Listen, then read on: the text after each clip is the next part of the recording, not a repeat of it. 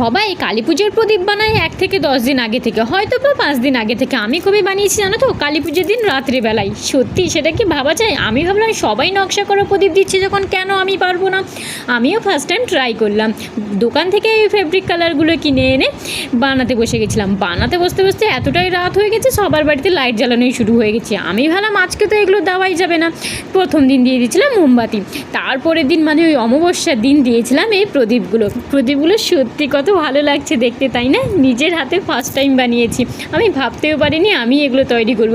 ব্যাস ওগুলোকে জ্বালিয়ে সমস্ত জায়গায় এক একটা করে দিয়ে দিলাম, ঠাকুর ঘরে, তারপরে লক্ষ্মীনারায়ণের কাছে, সমস্ত জায়গায় এক একটা দেওয়ার পরে আমি 2-1টা রেখে দিয়েছিলাম আমার দাদু ঠাকুমার জন্য, ওনার সমাধিতে দেবো। দাদু ঠাকুমার কাছে প্রদীপ বাদ দেবো না, সেটা কি হতে পারে? ওনার তো প্রিয় ফেভারিট নাতনি ছিলাম আমি, তাই বানিয়ে ওনার সমাধিতে 2টো দিয়ে এসেছিলাম।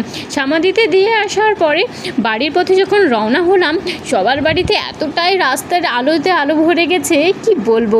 এই দিনটাটিতে সবাই অপেক্ষাই করে থাকে, তাই না?